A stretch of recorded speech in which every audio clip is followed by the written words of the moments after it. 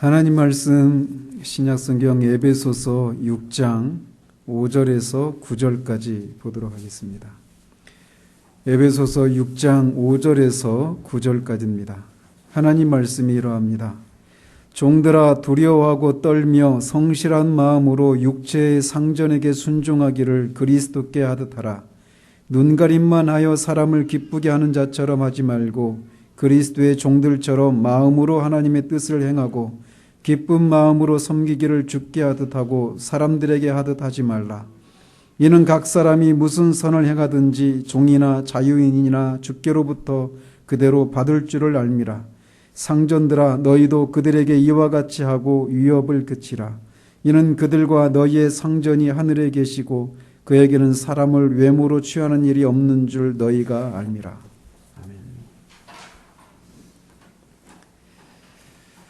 지난주부터 우리는 오늘 본문을 살피기 시작했습니다. 사도는 이 본문에서 종과 상전들이 각각 어떻게 해야 하는지에 대해서 다루고 있어서 언뜻 이 본문은 단순히 그리스도인의 직장 생활에 대해서 직장인으로서 또는 부하 직원을 다루는 그런 상사의 위치에 있는 사람이 어떻게 해야 되는가 이런 문제만 다루고 있는 것으로 생각할 수 있지만 그렇지 않다라고 말씀드렸습니다. 사실은 이 본문은 그런 문제를 포함해서 모든 복종의 자리에서 우리가 복종해야 할 대상들에게 어떻게 해야 하는가에 대한 문제를 다루고 있다라고 말씀을 드렸습니다. 그래서 이 본문을 통해 우리는 국가나 위정자들을 향해서 더 나아가서 이 사회에서 일어나는 일들에 대해서 우리 그리스도인들은 또 교회는 어떤 자세를 취해야 하는가로 확장할 수 있는 그런 본문이라고 말씀드렸습니다. 한편 이런 문제들은 결국은 사람들 사이에서 일어나는 문제라고 할 수 있는데 성경은 이 문제들을 다룰 때 항상 우선적으로 하나님과의 관계에서 이런 문제를 다루고 있다라고 말씀드렸습니다. 따라서 우리가 이 나라나 이 정치나 사회 경제 일어나는 이런 문제에 대해서 교회가 취해야 될 입장은 그런 문제들은 사람들 사이에 일어나는 그런 문제들이어서 우리가 그것을 직접적인 방식으로 다루는 것이 아니라 우선적으로는 사람이 하나님과의 관계를 회복하는 것, 이것이 1차적으로 중요하다라고 하는 이런 인식을 교회가 가져야 한다라고 말씀드렸습니다. 그리고 우리는 그런 문제들, 이 사회에서 일어나는 이런저런 어떤 개혁되어야 될 그런 문제들을 바라보는 시각에서 필요한 것은 우리가 이 땅에서 나그네라고 하는 그런 인식을 가지고 그런 문제들을 살펴야 한다라고 말씀드렸습니다.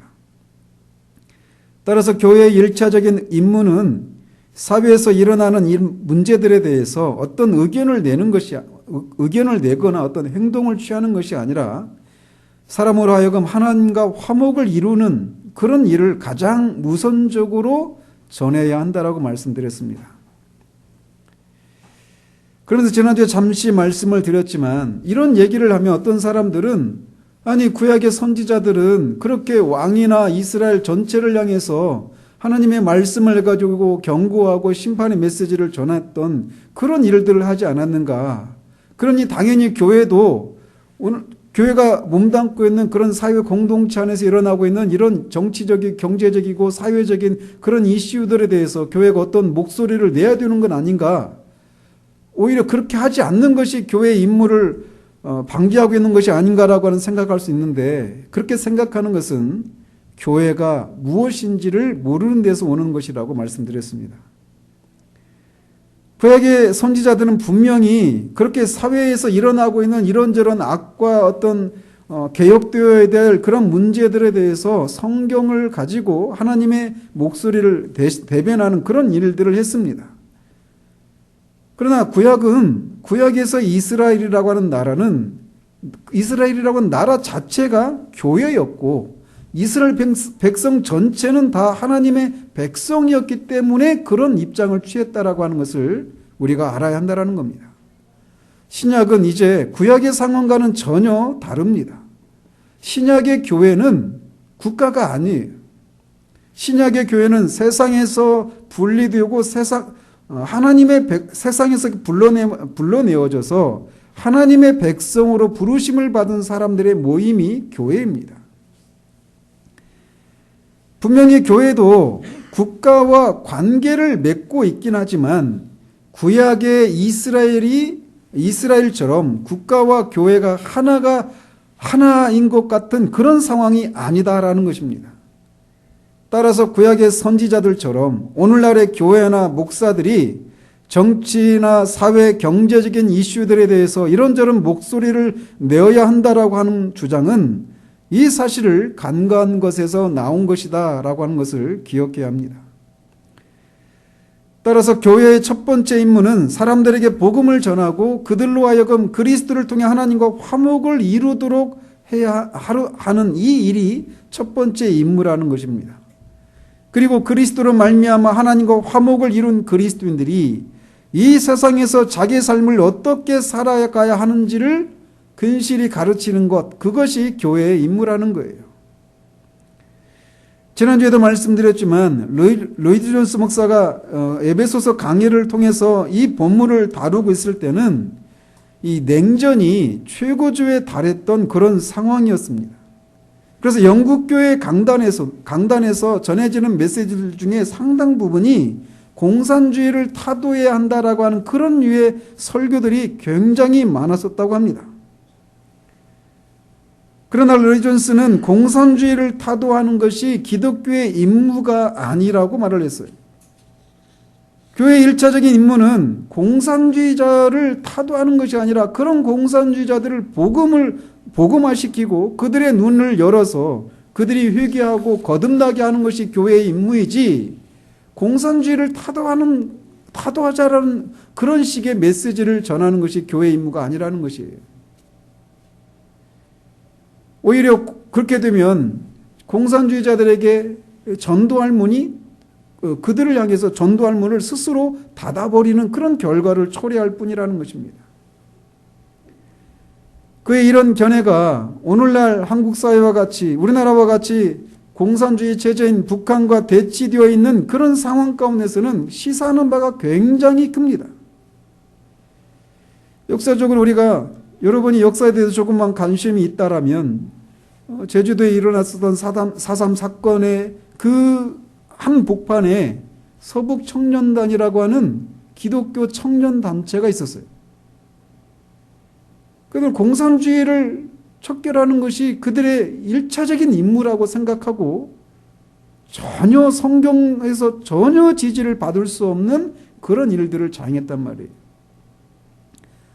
이런 문제들에 대해서는 제가 다음 주에 이제 더 구체적으로 말씀을 드리겠지만, 어쨌든 이 공산주의와 맞서 있는 이런 대한민국 사회 속에서 한국교회가 강단에서 이런 메시지를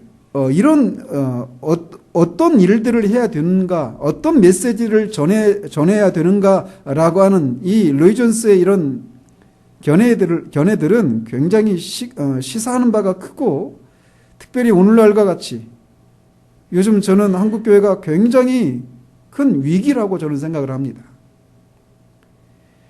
그 일에 동조하고 있는 분들은, 참여하고 있는 분들은 오히려 저를 이상한 시각으로 볼 수도 있겠지만, 우리의 신앙과 삶의 유일한 규칙은 오직 성경이라고 하는 이 사실의 근거에서, 과연 내가 지금, 여러분은 그런 입장에 처해 있지는 않지만, 그렇게 교회가 또는 목사가 정치나 사회나 경제적인 이슈들에 대해서 어떤 목소리를 내야 하고 어떤 행동을 취해야 된다라고 하는 그런 생각을 가진 사람들이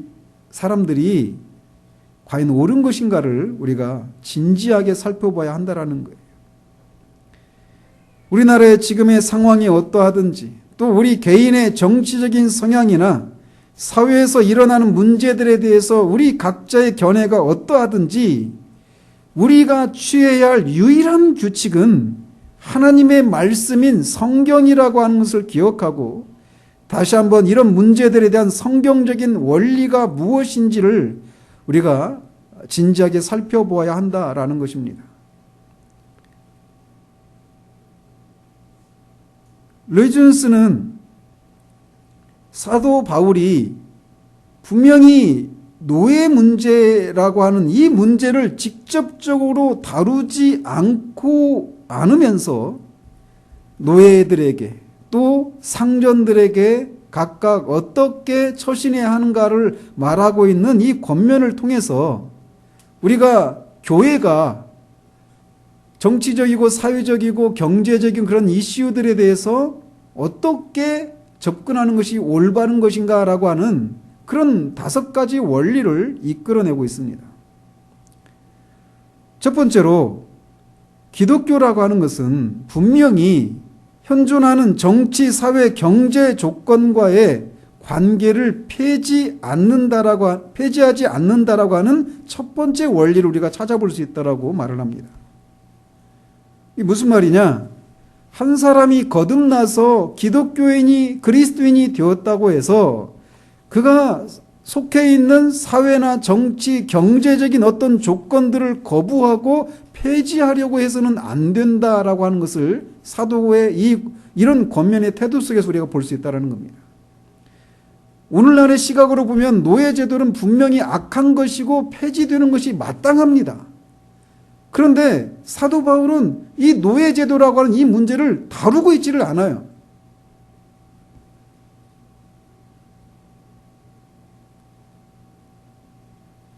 그러면서 그는 지금 그런 경제적인, 사회적인 그런 그 시스템 안에 있는 종들, 상전들이 각각 어떻게 해야 하는가 이 문제만을 다루고 있다는 겁니다. 즉 이런 사실을 통해서 한 사람이 거듭나서 그리스도인이 된다고 해서 그가 그리스도인이 되면 그가 이제 정치적이고 사회적이고 경제적인 자신이 그리스도인이 되기 전에 처해 있었던 그런 조건들이 있을 거 아니에요? 여기 있으면 노예들.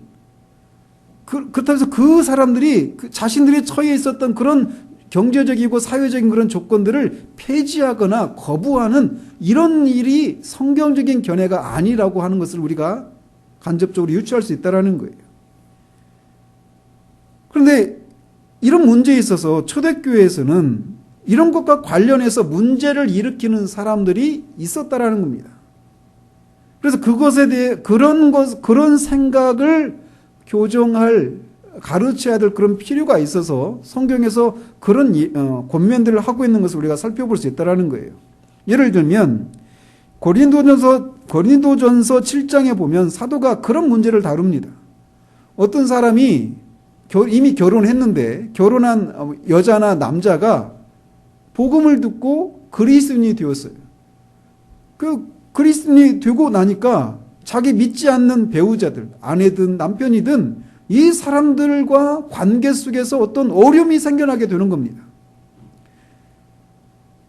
그러면서 믿지 않는 배우자들을 어떻게 해야 하는가 이 문제에 대해서 이제 그 고민거리가 생겨나게 된 거예요. 그러면서 이 믿지 않는 이 사람과는 내가 그리스도인이 되기 전에 결혼했기 때문에 이제 그리스도인이 된 나는 이 사람과 헤어져야 된다. 이 사람은 내 신앙을 이해하지 못하고 오히려 내 신앙에 방해를 하는 사람이니까 이제 나는 이 관계를 끝내야 된다. 이렇게 생각하는 사람들이 고린도 교회 안에 있었단 말이에요.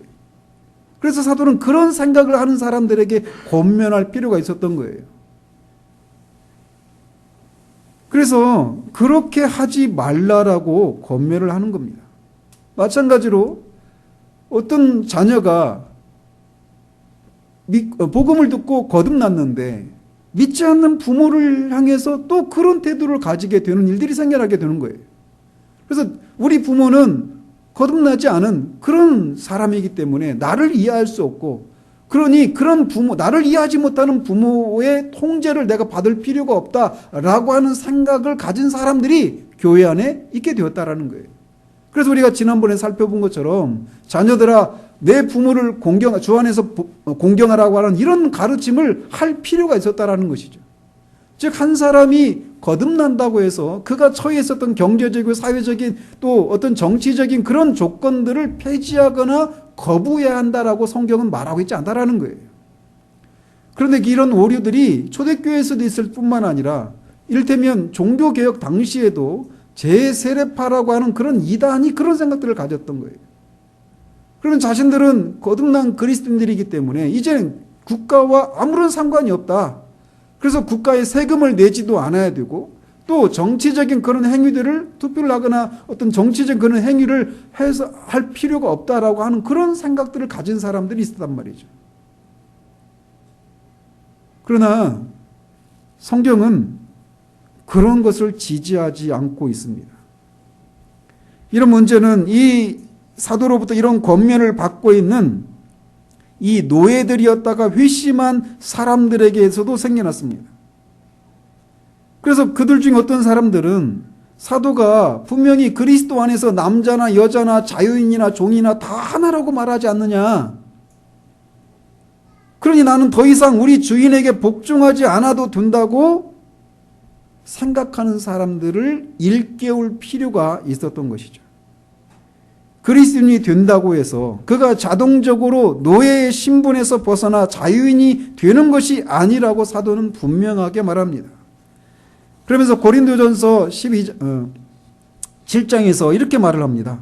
각 사람은 부르심을 받은 그 부르심 그대로 지내라. 네가 종으로 있을 때 부르심을 받았느냐? 염려하지 말라.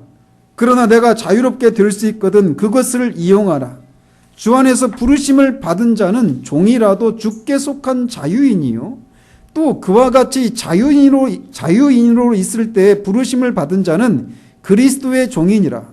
너희는 값으로 사신 것이니 사람들의 종이 되지 말라. 형제들아 너희는 각각 부르심을 받은 그대로 하나님과 함께 거하라. 라고 말을 합니다. 사도가 이렇게 권면하는 것을 통해서 한 사람이 그리스도인이 되었다고 해서 그가 정치적으로나 사회적으로 또 경제적으로 처한 위치나 조건을 폐지하는 것은 아니라고 하는 것을 말해주고 있는 거예요.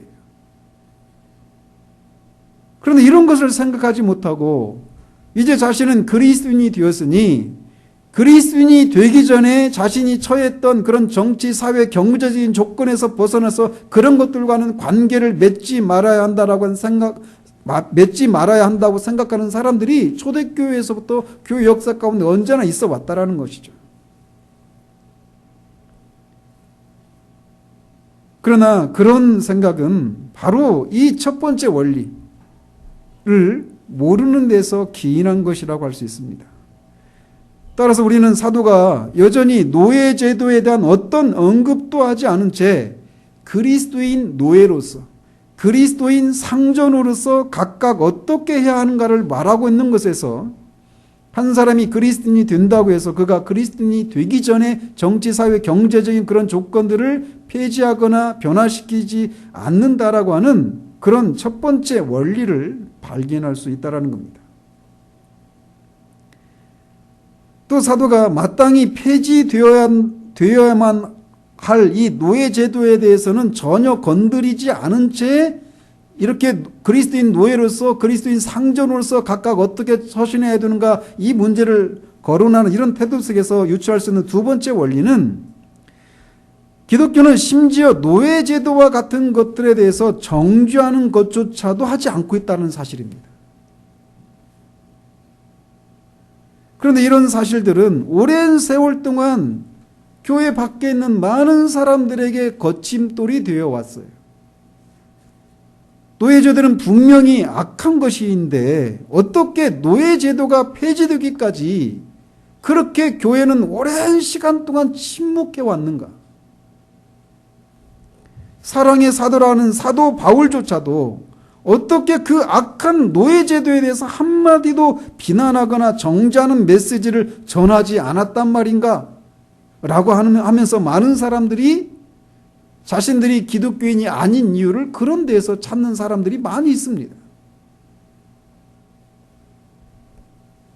오늘날의 합리주의자들이나 인권운동가들의 눈에 기독교는 이해되지 않는 부분들이 많이 있는데 바로 이런 것과 관련해서도 이해되지 않는 그런 부분들이에요.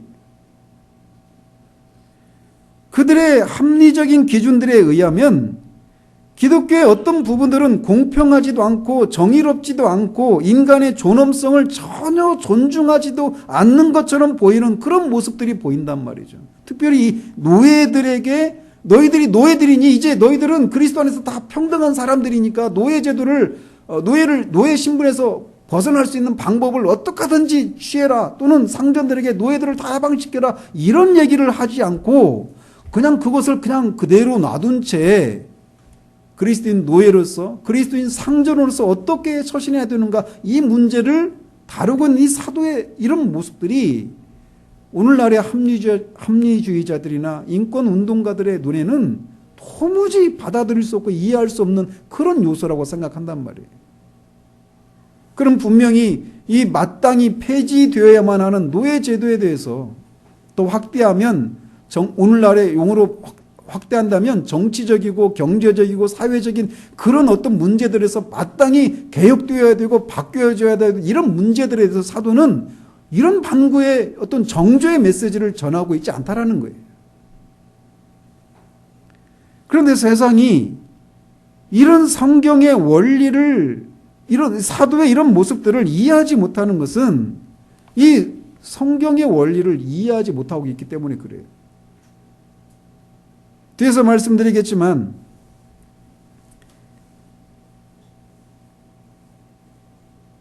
사람들이 처한 가장 근본적인 문제는 그들의 정치, 사회, 경제적인 조건이나 환경이 아니라 하나님과의 관계라고 하는 것을 그들은 이해하지 못합니다.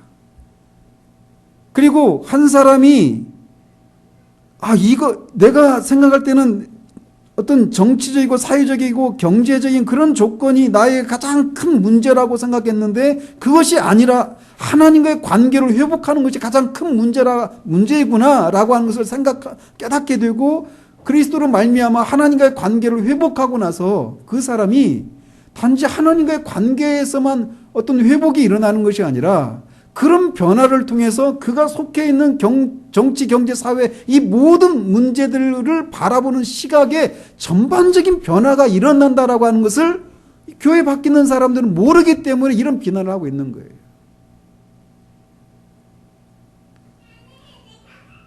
그리스도인이 된 그의 사회적인 지위는 여전히 노예이지만 그는 더 이상 그리스도 밖에 있었을 때의 노예가 아닙니다.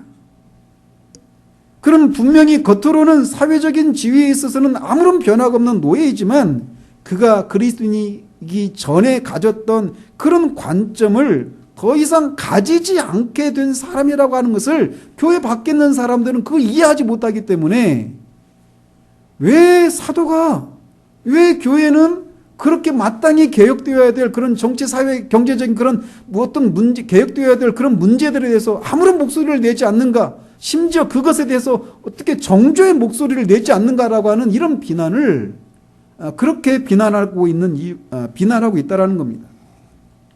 어쨌든 사도의 이 태도 속에서 우리가 알 수 있는 것은 그런 마땅히 개혁되어야 할 그런 문제들에 대해서 어떤 정죄의 메시지조차도 내지 않는다라는 거예요. 사도는 노예제도를 직접적으로 비판하거나 정죄하지 않습니다. 이것이 기독교가 정치, 사회, 경제적인 이슈에 대해서 접근하는 올바른 두 번째 원리예요. 또 사도의 이런 태도 속에서 이끌어낼 수 있는 세 번째 원리는 사도는 분명히 노예제도를 정죄하지 않지만 또 분명한 것은 노예제도와 같은 것들에 대해서 옹호하고 있지도 않다라는 사실입니다. 정죄도 않을 뿐만 아니라 옹호하지도 않고 있다라는 거예요. 분명히 정죄하지 않지만 노예제도가 정당하다고 비호하거나 그것을 방어하고 있지 않아요. 그런 다만 노예인 그리스도인이나 상전이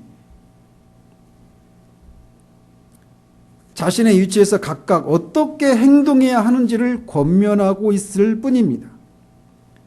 즉 그는 직접적으로 정치, 사회, 경제적인 문제에 대해서 언급하면서 어떤 것들을 옹호하고 그것이 정당하다고 하는 이런 목소리를 내고 있지 않다라는 사실이에요. 이것은 오늘날 한국교회 몇몇 목사님들이 우리 사회에서 일어나는 문제들에 대해서 직접적인 방식으로 그것을 정죄하거나 옹호하고 있는 이런 일들을 보면서 그런 것들이 과연 사도의 방식을 따르는 것인지, 즉 성경적인 원리를 따른 것이 아니라고 하는 사실들을 우리는 알 수 있다는 겁니다. 그래서 교회가 어떤 정치 체제를 옹호한다든지 어떤 정당을 지지한다든지 또는 어떤 정치인을 지지하는 이런 일들은 교회가 해야 될 일이 아니라는 것이에요. 교회는 사도와 선지자들의 진리의 가르침 위에 서 있는 것이 교회입니다.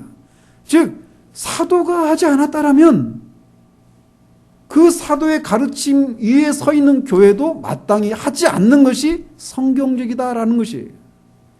사도는 노예제도를 폐지해야 된다고 말하지 않습니다. 또 노예제도가 잘못되었다라고 말하지도 않고 그것을 옹호하고 있지도 않아요. 오늘날 여러분들은 관심이 없으실 수도 있어요. 그런데 제가 사회적으로 굉장히 오늘날 한국교회가 굉장히 큰 이슈가 되고 있기 때문에 이 문제가 마침 이 본문과 관련해서 얘기를 하고 있는 것입니다. 또 우리는 네 번째로 이 사도의 이 권면하는 내용과 태도에서 이끌어낼 수 있는 네 번째 원리가 있는데 그것은 이미 존재하고 있는 조건 하에서 그리스도인은 어떻게 살아가야 하는가에만 관심을 두고 있다라는 원리예요. 바울은 종들과 상전들에게 권면하기 시작하면서 노예 문제에 대해서 그리스도인으로서의 자신의 관점을 간접적인 방식으로 제시하기 시작합니다. 종들아 두려워하고 떨며 성실함으로 육체의 상전에게 순종하기를 그리스도께 하듯 하라. 그는 노예들인 그리스도인들에게 노예 제도는 악한 것이니 폭동을 일으키라거나 너희의 상전에게 더 이상 복종하지 말라고 하지 않습니다. 그의 관심은 그리스도인으로서 노예 처지에서 어떻게 처신할까에 관심을 가지고 있는 거예요. 마찬가지로 상전들에게도 상전들아 너희도 그들에게 이와 같이 하고 위협을 그치라. 이는 그들과 너희의 상전이 하늘에 계시고 라고 권면합니다. 즉 그는 노예를 부리는 것은 정당한 것이 아니니까 노예를 해방시키라라고 하지 않고 있어요. 그의 관심은 그리스도인으로서 노예 상전이 어떻게 그들의 노예를 대해야 하는가를 다루고 있을 뿐입니다. 이것은 사도 바울의 경우에만 그런 것이 아니라 베드로 사도의 경우에도 마찬가지였어요. 사환들아 범사에 두려워함으로 주인들에게 순종하라라고 말합니다. 주인에게 불복종하거나 폭동을 일으켜서 노예 신분에서 스스로 벗어나라고 하지 않고 있어요. 노예나 상전이나 왕이나 백성이나를 막론하고 성경의 1차적인 관심은 그들 각자가 그리스도인으로서 어떻게 처신해야 하는가에 1차적인 관심을 가지고 있다라고 하는 것을 알 수 있다는 겁니다. 그래서 지난주에도 인용해 드린 그 구절처럼 폭군이었고 특별히 기독교를 핍박했던 네로가 황제였음에도 불구하고 위에 있는 권세들에게 굴복하라. 모든 권세는 하나님께로부터 났다라고 말을 합니다.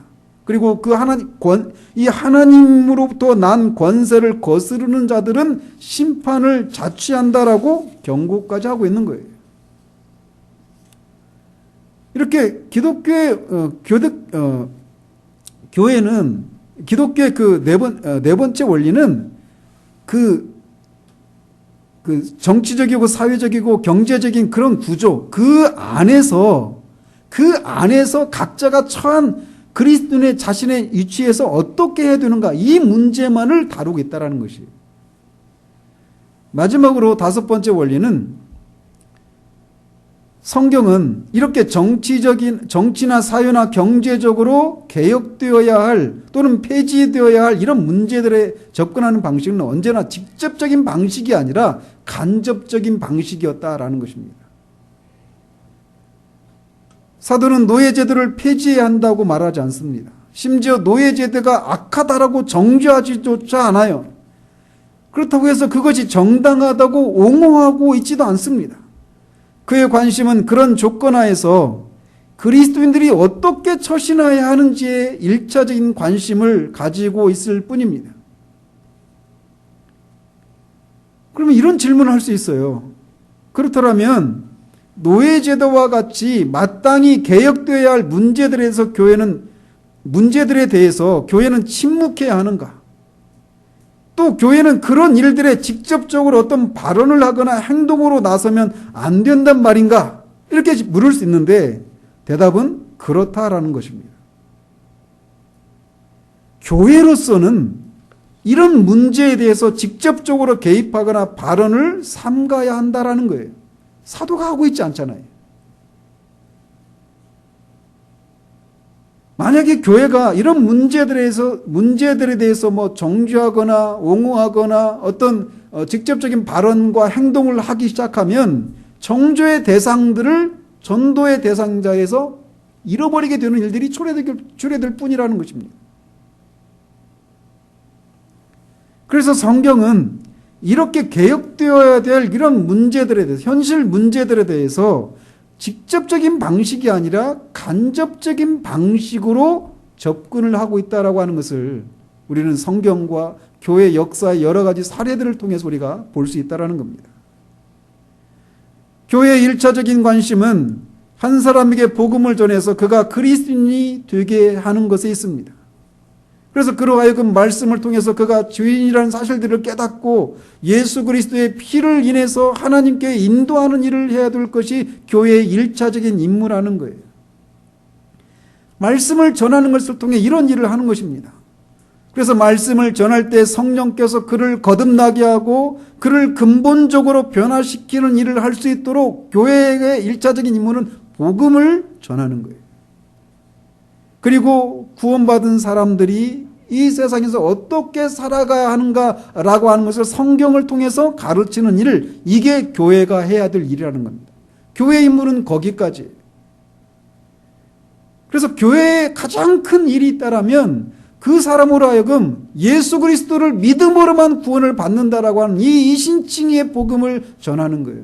사람의 어떤 선행이나 어떤 열심을 인해서 사람이 의롭게 되는 것이 아니라 오직 하나님이 마련하신 유일한 의이신 그리스도의 의를 통해서만 우리가 의롭게 된다라고 하는 이 복음을 전하고, 뿐만 아니라 동시에 이것이 이 복음을 지적으로만 동의하도록 하는 것에서 그치는 것이 아니라 그 말씀을 전할 때 성령의 역사하심이 나타나서 그가 근본적으로 그들의 마음이, 그들의 세계관이 완전히 바뀌는 그런 거듭남의 역사가 나타나기를 바라면서 이 말씀을 전해야 한다는 것입니다. 그래서 교회가 이런 일을 하는 동안 그리스도인 한 사람의 생각과 가치관과 세계관이 바뀌고 그의 성품이 점차 그리스도다운 성품으로 바뀌는 일을 교회가 하고 있는 거예요. 교회의 이런 일을 통해서 변화된 그리스도인이 눈을 떠서 그리스도인이 되기 전에 바라봤던 정치, 경제, 사회적인 이런 문제들을 변화된 시각으로, 변화된 가치관을 가지고 바라보고 그 개인이, 그리스도인 개인이, 교회가 아니라 변화된 그리스도인이 개인적으로 이런 일들에 참여하는 방식을 통해 개혁되어야 될 이런 문제들을 개혁하는 일들을 해야 한다는 것이 성경의 원리라는 것이에요. 그래서 사도는 이런 문제들, 마땅히 개혁되어야 되고 폐지되어야 될 이런 노예 문제를 언급하고 있지 않아요. 옹호하고 있지도 않습니다. 정죄하고 있지도 않아요. 그래서 실제적으로 노예제도의 폐지에 대해서도 지난주에 말씀드린 것처럼 윌리엄 윌버포스라고 하는 영국의 정치가가 복음을 듣고 회심하고 나니까 노예들의 그 비참함을 깨닫기 시작한 거예요. 그래서 그가 교회로서 그 일을 한 것이 아니라 변화된 그리스도인 정치인으로서 노예제도를 폐지하는 일들을 오랜 투쟁의 과정을 통해서 이루어내는 겁니다. 교회는 늘 그런 방식이었어요. 또 학교가 세워지는 과정도 마찬가지였어요. 역사를 살펴보면. 예를 들면 18세기에 영국의 그 조지 휘필드나 존 웨슬레나 이런 사람들에 의해서 부흥이 일어났죠. 근데 그 영국의 상황은 그 옆에 있는 프랑스에서 혁명이 일어났잖아요. 혁명이 일어날 수밖에 없는 똑같은 그런 상황 가운데 있었어요. 정치적으로나 경제적으로나 사회적으로 혁명이 일어날 수밖에 없는 그런 사회적인 그런 상황 가운데 있었단 말이에요. 그랬는데 이 조지 휘필드나 웨슬레에 의해서 복음을 전하고 그들이 전한 복음은 두 가지입니다. 크게 이신칭의의 복음과 거듭남의 교리예요. 그런 복음을 전할 때 성령의 역사가 일어나서 진짜 사람들에게 진짜 회심의 역사가 일어났어요. 예수를 그냥 지적으로만 동의하는 명목상의 그리스도인들을 만들어내는 것이 아니라 진짜 근본적으로 변화된 그런 거듭난 그리스도인들이 여기저기서 막 일어나기 시작하는 거예요. 그런데 그들에게 거듭나고 나니까 거듭난 사람들 안에서는 그런 막 본성이 생겨나잖아요. 하나님을 더 알고 싶고 하나님의 말씀을 더 배우고 싶고 알고 싶은 그런 욕구들이 욕망들이 막 일어나잖아요. 근데 거듭나서 성경을 더 알고 싶은데 그들이 문맹이에요. 글을 읽을 수가 없어요. 성경을 더 읽고 싶은데. 그런데 또 어떤 사람들은 또 그 동일한 복음을 듣고 변화가 일어나는데 그런 사람들의 욕구를 그냥 내버려 두지 않는 거예요. 그 사람들 중에는 글을 가르칠 수 있는 그런 사람들이 생겨나는 거예요. 그래서 그런 필요를 가진 사람들에게 그리스도인 개인이 그들에게 글을 가르치고 학교를 세우고 이런 일들을 하는 겁니다. 마찬가지로 감옥의 그 열악한 그런 그 열악한 상황들을 개선하기 위해서 거듭난 그리스도인들이 각성한 그리스도인들이 개인으로서 그렇게 하는 거예요. 교회가 그런 일을 하는 것이 아니라. 마찬가지로 노동 현장에 이 열악한 그런 노동 환경을 개선하기 위해서 거듭난 그리스도인들이 그 노동자들의 이익을 옹호하고 변호하기 위해서 그들의 힘을 결집하는 그런 일들을 합니다. 그래서 노동조합이 생겨난 거예요. 우리나라에서는 노동조합 운동하면 조합하면 뭐 빨갱이 이런 인식이 있잖아요.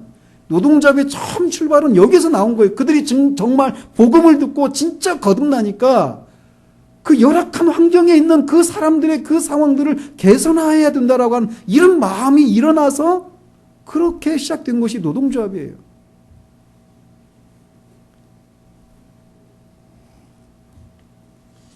병원도 마찬가지이고 복음이 들어간 나라와 사회에 오랜 세월 동안 내려온 악습들을 개혁해낸 방식은 항상 이런 식이었어요.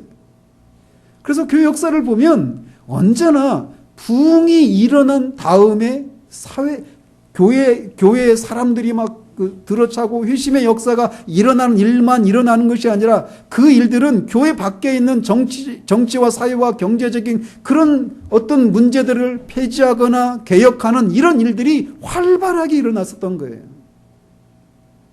교회가 직접적으로 그런 문제들을 언급하고 행동을 취하는 것이 아니라 교회의 일차적인 임무인 복음을 바르게 전하는 것을 통해 변화된 그리스도인들을 통해서 그런 일들을 하는 것이에요. 이렇게 간접적인 방식으로 이런 일들을 해왔다라는 것입니다. 로이드 존스는 찰스 시몬이라고 하는 영국 성공회 목사님의 경우를 듭니다. 이 찰스 시몬이라는 분은 여러분이 청교도나 이런 분들에 대해서 개혁주의적인 그런 책들에 관심이 있는 분들은 찰스 시몬이라고 하는 이 목사님의 이름이 자주 언급되는 것을 알 수 있습니다. 이분은 이 프랑스 혁명과 나폴레옹이 전 유럽을 전쟁의 광풍으로 몰아넣었던 시대에 영국의 캠브리지에 있는 트리니티 처치라고 하는 곳에서 54년 동안 목교를 했던 분이에요. 근데 그분이 한창 목회 활동하고 있었던 시대가 프랑스 혁명 이후에 나폴레옹에 의해서 전 유럽이 전쟁의 이 광풍에 휘말려 있었던 그런 때였단 말이에요.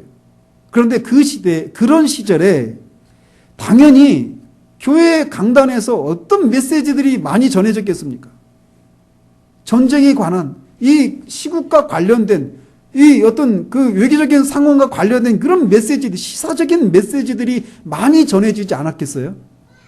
그런데 이 찰스 시몬 목사는 그런 시기에 단 한 번도 시사적인 메시지를 전하지 않았다고 합니다. 그래서 그런 것 때문에 굉장히 비난을 많이 받았대요.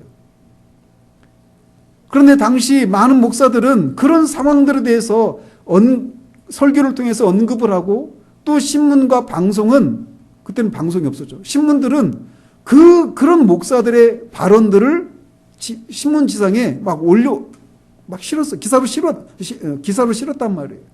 당연히 그런 목사들이 사람들에게 인기가 있었고 옹호를 받았겠죠. 그에 비해서 찰스 시몬 목사는 비난을 받았어요. 근데 역사는 뭘 입장하고 있는지 아십니까? 그렇게 당대에 그렇게 신문지상에 오르내리고 사람들에게 인기를 얻었던 목사들의 이름은 후대 사람이 기억하지 못합니다. 그들은 그런 것을 통해서 단 한 사람의 진짜 변화된 그리스도인들을 만들어내고 있지 못했어요.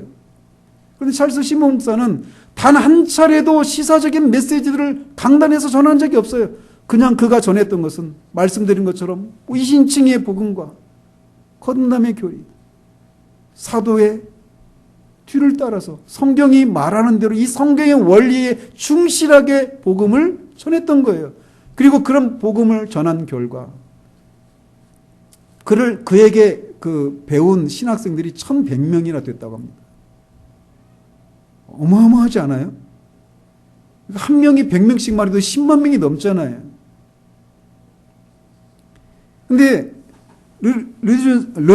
로이드 존슨은 이렇게 말을 해요.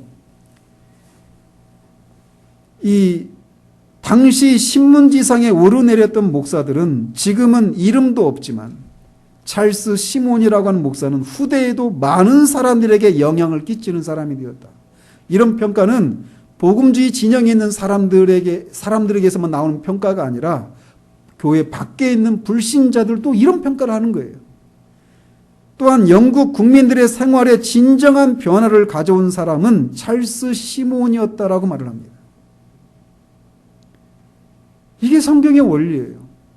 복음을 전해서 성령의 역사가 동반된 복음을 전해서 진짜 거듭난 그리스도인들을 만들고, 그 그리스도인들이 변화된 가치관과 세계관과 그런 관점을, 새로운 생각을 가지고 자신의 위치에서 자신이 할 수 있는 그런 일들을 개혁하는 방식으로 이 문제들이, 그 사회가 개혁되는 일들이 일어났었다라는 것입니다.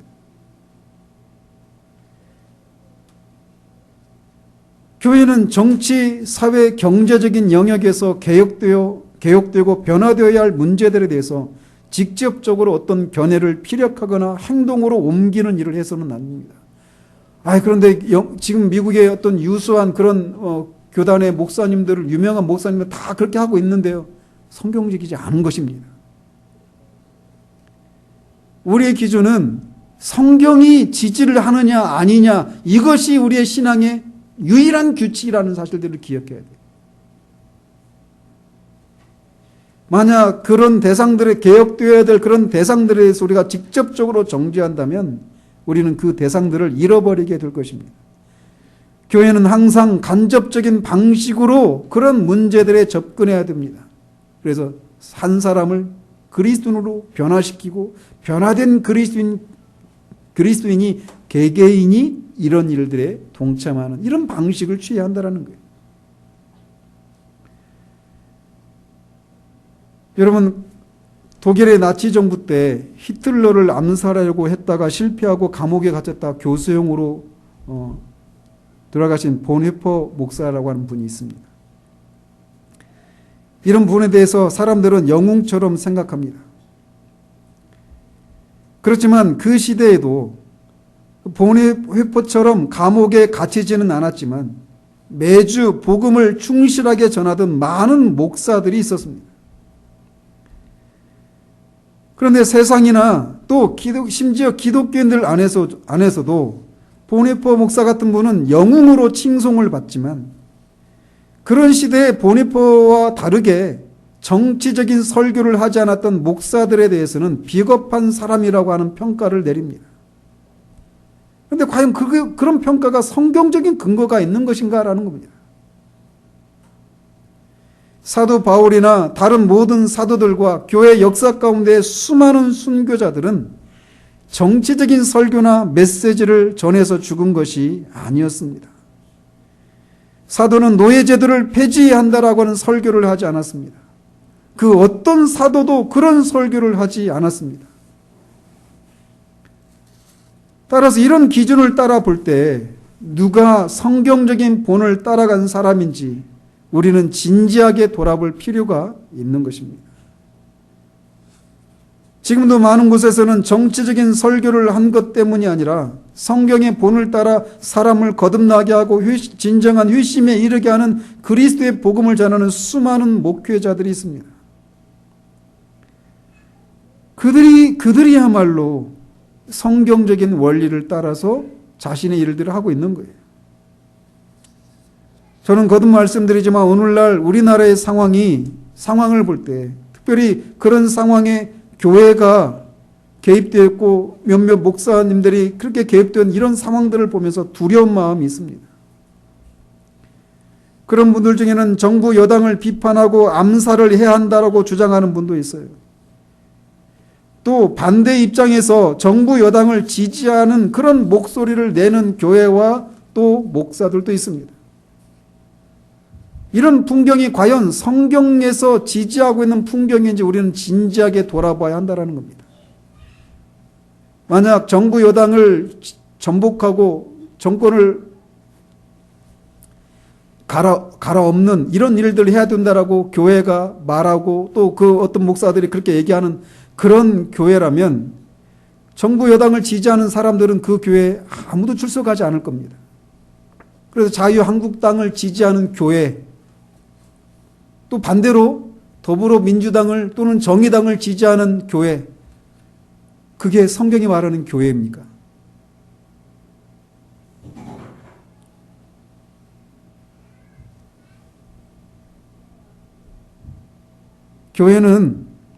교회의 일차적인 임무는 복음을 전해서 죄인들이 거듭나 그리스도인이 되는 것이다. 그리고 그리스도인이 된 사람이 어떻게 살아가야 하는가를 가르쳐서 그렇게 변화된 그리스도인들을 통해서 사회에 이런저런 개선되어야 할 문제들을 그들이 개입해서 변화를 꾀하는 그런 방식을 취해야 한다는 겁니다.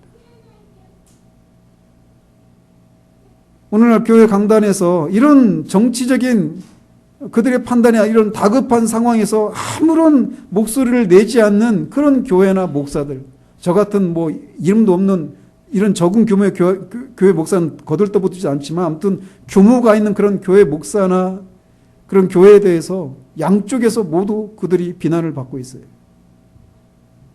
그러나 과연 누가 성경적인가라는 겁니다. 사도는 간접적인 방식을 취하고 있습니다. 우리가 사도보다 더 지혜로울 수는 없지 않습니까? 어떤 사람은 그때나 지금은 다르지 않느냐고 물을 수 있어요.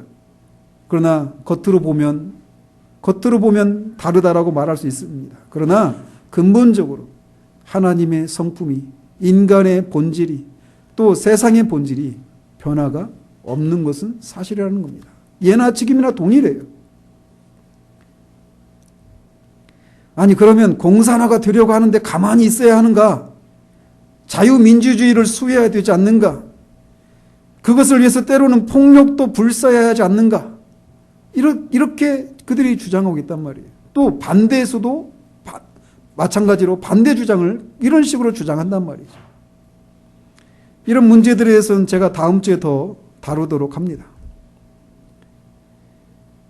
결론적으로 말해서 우리의 기준은 성경이어야 합니다. 성경은 교회가 이런 일을 직접적으로 해서는 안 된다라고 말합니다. 그래서 이 사회에 개혁되어야 이런 문제들에 대해서 나는 무관하다라고 하는 생각을 가져서도 안 되고 또 그렇다고 해서 그것을 직접적으로 정지하거나 또 반대로 옹호해서도 안 됩니다. 단지 변화된 그리스도인을 통해서 간접적인 방식으로 개선되어야 할 것들을 개선해 나가야 하는 것입니다. 어리석은 사람은 경험을 통해서 배우고 지혜로운 사람은 역사를 통해 배운다라고 하는 말이 있습니다. 마찬가지로 오늘날 한국 사회에서 벌어지고 있는 일들에 대해서 교회가 또 그리스도인으로서 개인인 나는 어떤 자세를 취해야 하는가에 대한 교훈을 얻으려면 우리는 교회 역사를 살펴야 돼요. 역사의 실현 과정을 통해서 옳은 것으로 증명된 그 길을 따라가야 합니다. 찰스 시몬 시대에 많은 교회 강단에서 정치적인 그런 메시지들, 시사적인 그런 시사와 관련된 메시지들을 전했던 그 목사들은 당대 사람들에게 많은 인기를 얻었고 옹호를 받았지만 역사는 그들의 이름조차 그들의 행적조차 기억하고 있지 않습니다. 오직 성경의 원리를 따라서 충실했던 찰스 시몬이라고 하는 그분이 옳았다라고 하는 것을 역사가 입증하고 있다는 겁니다. 마찬가지로 현 시대에서는 인정받고 사람들에게 인기를 얻는 가르침이라고 하더라도 시간이 흐르면 그것이 옳지 못했다라고 하는 것이 입증되는 일을 우리가 지금도 한다면 그것은 어리석은 일일 것입니다. 사도는 왜 노예제도를 폐지한다는 식으로 당시의 현실적인 문제에 대해서 직접적인 방식으로 다루지 않았을까요? 한번 상상을 해보십시다. 만약 사도 바울을 포함한 다른 사도들 모두가 다 로마 제국 안에 있었던 상황인데 지난주에 말씀드렸잖아요. 당시 로마의 노예가 6천만 명이었대요. 어마어마한 숫자죠. 가는 곳곳마다 노예들이 있었어요. 근데 그 노예 제도를 폐지해야 한다라고 그렇게 직접적인 방식으로 주장을 했다라면 기독교가 오늘날과 같이 존재할 수 있었을까요?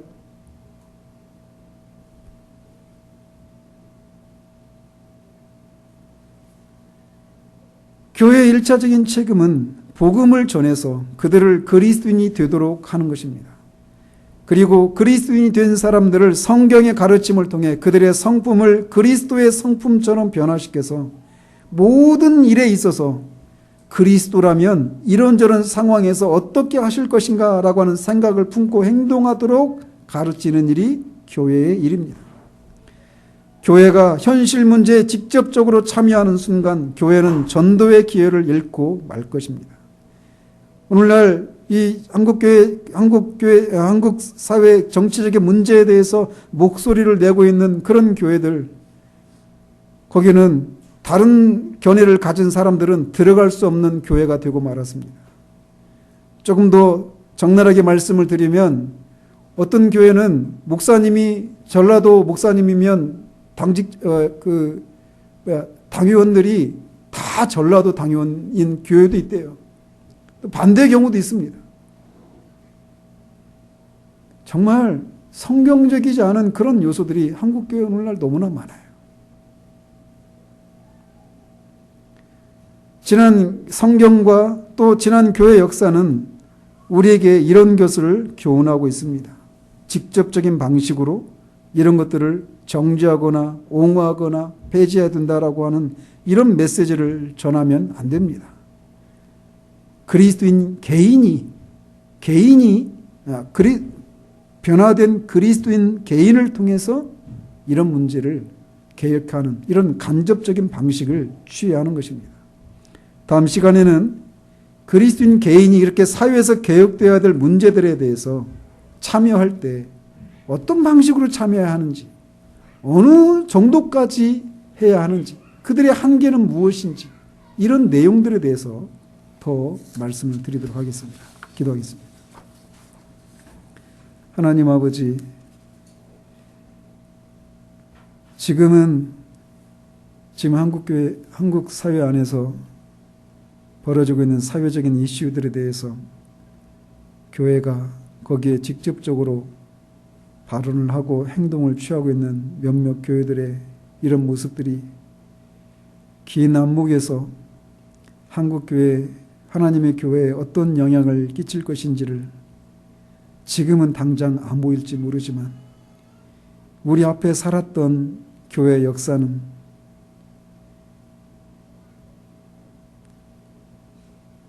그렇게 직접적인 방식으로 사회적인 이슈들을 언급하고 옹호하고 또 정죄하는 그런 교회 사람들은, 목사들은 시간이 흐르면 기억하지 못하고 오히려 사도의 본을 따라 성경의 원리를 따라 복음을 전하고 변화된 그리스도인을 통해 그들이 또 교회가 그들에게 이렇게 하라고 어떤 지시를 주는 것조차도 하지 않았음에도 불구하고 변화된 그리스도인이 자신이 속한 사회 속에서 일어나는 여러 가지 병폐와 모순과 부조리들을, 불공평한 일들을, 그 현실들을 보고 자신의 위치에서 그런 것들을 계획해 나가는 방식으로 하는 것이 성경적인 원리였고, 그 성경적인 원리를 조차 말씀을 그렇게 교회의 일차적인 임무를 충실하게 감당했던 교회와 목사가 역사 속에서도 옳다라고 하는 것으로 입증되었던 그것을 우리가 기억할 수 있도록 주님 도우시옵소서. 하나님 아버지, 이 문제들이 우리 교회는 또 우리 개인들은 직접적으로 관계가 없다고 생각할지 모르겠지만 결국은 이게 하나님의 교회에, 긴 안목에서 하나님의 교회에 정말 지대한 영향을 끼치는 그런 문제인 것을 생각하고 우리가 해야 될 것은 정말 교회 위에 성령의 능력이 부어져서 교회가 부흥이 되는, 하나님의 교회가 부흥이 일어나는 그런 일들을 위해서, 그래서 그 부흥의 역사를 통해 수많은 사람들이 교회 안에 있는 정말 명목상의 그런 사람들이 또 교회 밖에 있는 사람들이 진짜 복음을 통해 진짜 회심하고 거듭나서 그들이 생각이 바뀌고 관점이 바뀌어 그런 사람들을 통해 정치, 사회, 경제적으로 속속들이 썩어 문드러진 그것들을 계획해 나가는 일들이 일어날 수 있도록 주님 도우시옵소서. 정말 우리에게 잊혀진 기도의 제목들을 다시금 새롭게 해 주시옵소서. 부흥을 위해서 우리의 마음이 다시금 흘러갈 수 있도록 도우시고 진정한 부흥을 위해 기도하는 우리 개인 또 교회가 될 수 있도록 주님 도우시기를 원합니다. 예수 그리스도 이름으로 기도합니다. 아멘.